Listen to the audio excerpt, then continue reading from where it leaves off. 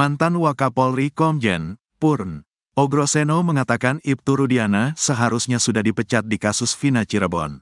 Hal itu menurut Ogroseno, dikarenakan Ibtu Rudiana dianggap sudah melanggar etika profesi. Rudiana diketahui menangkap para terpidana kasus Vina Cirebon 8 tahun lalu. Padahal saat itu Ibtu Rudiana menjabat sebagai Kanit Narkoba Polres Cirebon Kota. Rudiana juga tak mengantongi surat izin penangkapan. Belakangan, Ibtu Rudiana berdalih dirinya hanya mengamankan para terpidana, bukan menangkap.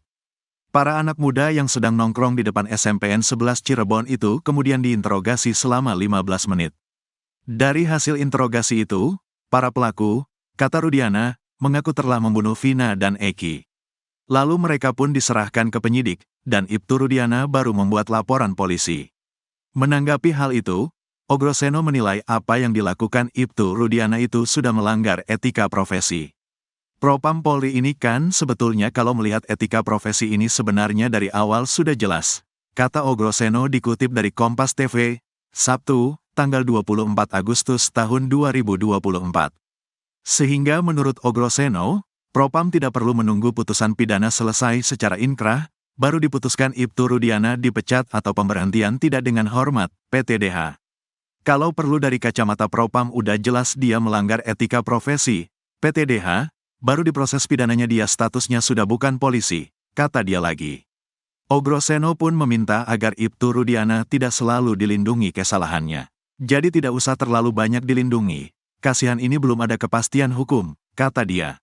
Sebab jika harus menunggu kepastian sampai banding, kasasi, dan PK maka akan membutuhkan waktu yang sangat lama. Akhirnya pas pensiun dia gak jadi diberhentikan. Enak banget orang udah berbuat jahat tapi masih dapat pensiun, tegasnya. Ia pun meminta Propam untuk bekerja lebih awal dan memberikan sanksi kepada Ibtu Rudiana. Propam harus bekerja lebih awal, bisa mendeteksi bahwa ini jelas pelanggaran etika profesi berat, pungkasnya. Sementara itu, kuasa hukum Ibtu Rudiana, Pitra Romadoni menegaskan kalau kliennya hingga saat ini tak dicopot dari jabatan Kapolsek Kapetakan. Kemarin ada berita hoaks yang menyampaikan Pak Rudiana ini telah dicopot dari jabatannya sebagai Kapolsek. Saya langsung berangkat lo ke Cirebon itu, memastikan itu, kata Pitra Romadoni dikutip dari Tiffany News. Menurut Pitra Romadoni, hingga saat ini, Ibtu Rudiana masih menjabat sebagai Kapolsek Kapetakan. Masih aktif, saya pastikan kemarin, langsung berangkat, Tandansya.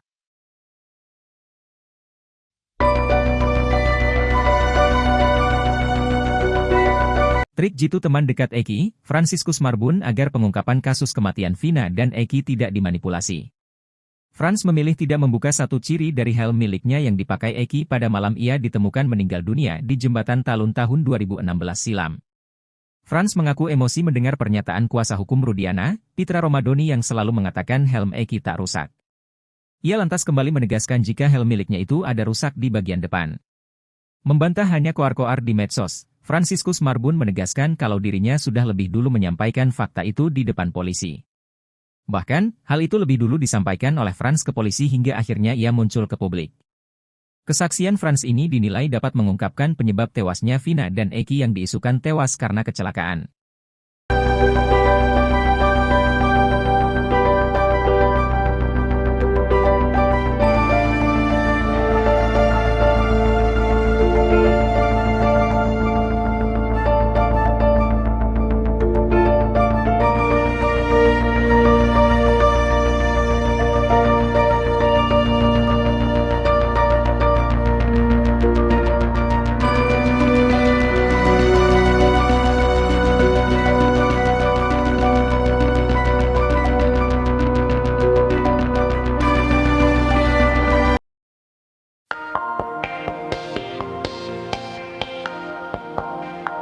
Mantan Wakapolri Komjen Purnawirawan, Ogroseno mengatakan Ibtu Rudiana seharusnya sudah dipecat di kasus Vina Cirebon.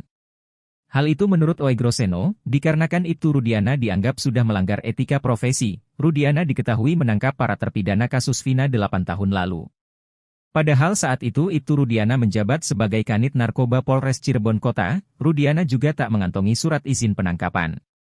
Belakangan, Ibtu Rudiana berdalih dirinya hanya mengamankan para terpidana, bukan menangkap. Menanggapi hal itu, Oegroseno menilai apa yang dilakukan Ibtu Rudiana itu sudah melanggar etika profesi. Sehingga menurut Oegroseno, Propam tidak perlu menunggu putusan pidana selesai secara inkrah, baru diputuskan Ibtu Rudiana dipecat atau PTDH. Oegroseno pun meminta agar Ibtu Rudiana tidak selalu dilindungi kesalahannya.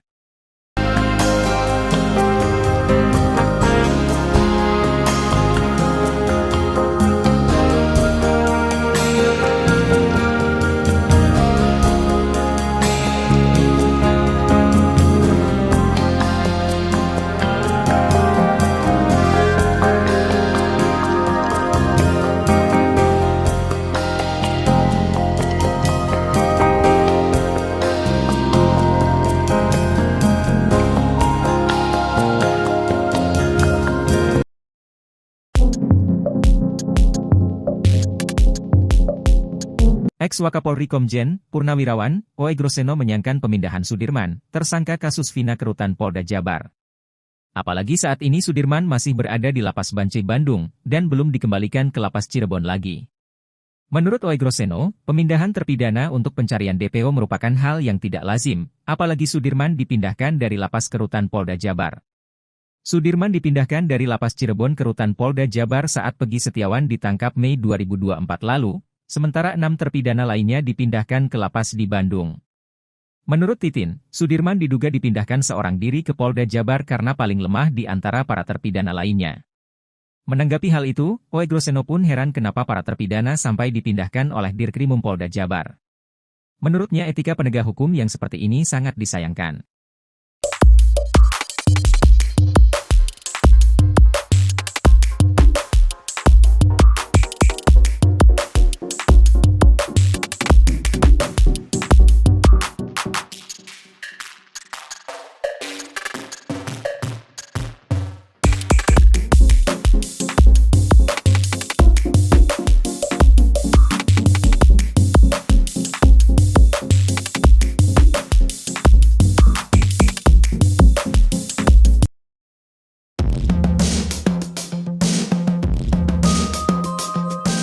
Titin Prialianti memperlihatkan foto terbaru Sudirman terpidana kasus Vina Cirebon saat berada di Lapas Bancai, Bandung. Titin bersama keluarga Sudirman menjenguk ke Lapas Bancai pada Kamis, 22 Agustus 2024. Menjenguk Sudirman, Titin pun tak kuasa menahan air matanya saat bertemu terpidana kasus Vina Cirebon itu. Menurut Titin, kondisi Sudirman memprihatinkan setelah dipindahkan ke Lapas Bancai dari Polres Jabar. Menurut Titin, Sudirman saat ditemui di Lapas Bancai kondisinya kurus dan sedang sariawan. Bahkan Sudirman perawakannya paling miris dari 6 terpidana lainnya. Tak hanya itu saja, setiap kali dikunjungi keluarganya, Sudirman selalu dalam kondisi sariawan. Menurut Titin, kondisi kesehatan Sudirman juga menurun karena dirinya tidak bisa duduk berlama-lama. Luka itu diketahui saat keluarganya melihat kondisi punggung Sudirman. Saat bertemu keluarganya, Sudirman juga menangis. Sudirman bahkan makan dengan lahap masakan yang dibawa oleh ibunya. Titin berharap Sudirman bisa dipindahkan ke Lapas Cirebon agar keluarganya bisa sering menjenguk Sudirman. Titin juga memperlihatkan fotonya bersama Sudirman. Terlihat Sudirman memakai baju biru dan rambutnya pendek. Sudirman sudah tidak memakai sweater seperti saat dijenguk ibunya di Polda Jabar. Sudirman terlihat sedang lahap memakan masakan ibunya. Pengacara Peggy Setiawan Tony RM kini membela mati-matian Sudirman, terpidana kasus Vina Cirebon meski karena pengakuan Sudirmanlah Peggy ditetapkan sebagai tersangka. Tony RM bahkan mendesak Kepala Kantor Wilayah atau Kanwil Kementerian Hukum dan HAM Jawa Barat untuk mengembalikan Sudirman ke Lapas Kelas 1 Cirebon. Sebab saat dibawa ke Polda Jabar pada Mei 2024, Sudirman belum juga dikembalikan ke Lapas Cirebon. Sudirman justru dipindahkan ke Lapas Bancai Bandung. Kuasa hukum keluarga Sudirman, Titin Prialianti, mengatakan keluarga Sudirman ingin rutin menjenguk narapidana kasus Vina Cirebon itu. Terlebih, Sudirman mengaku rindu dengan masakan ibunya. Selain itu, Titin juga prihatin dengan kondisi fisik Sudirman yang mengeluh sakit di punggungnya.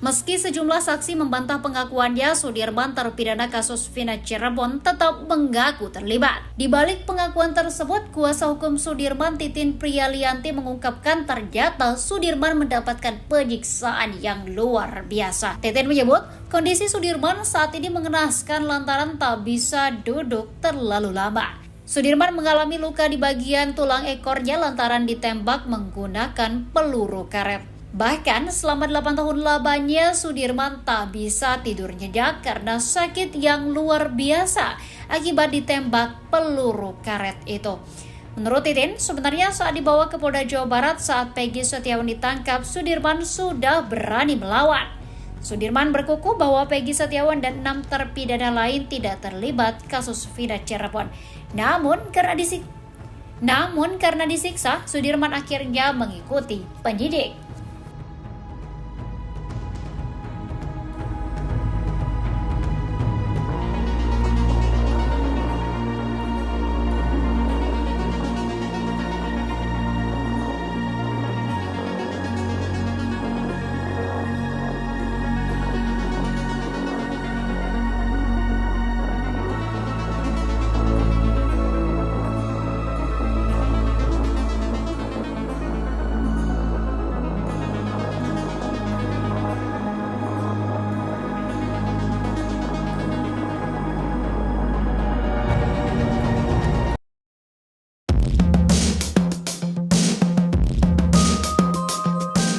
Titin Prialianti berurai air mata saat menceritakan kondisi Sudirman, terpidana kasus Vina Cirebon di Lapas Bancai, Bandung.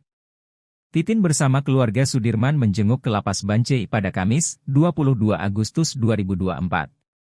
Kepada Titin dan keluarganya, Sudirman mengeluhkan sakit di bagian punggungnya. Menurut pengakuan Sudirman, punggungnya itu sakit karena pernah ditembak menggunakan peluru karet. Hal itu bahkan membuat Sudirman tak pernah bisa tidur dengan nyenyak. Mirisnya Sudirman juga tidak bisa duduk terlalu lama. Bahkan Sudirman perawakannya paling miris dari 6 terpidana lainnya. Tak hanya itu saja, setiap kali dikunjungi keluarganya, Sudirman selalu dalam kondisi sariawan.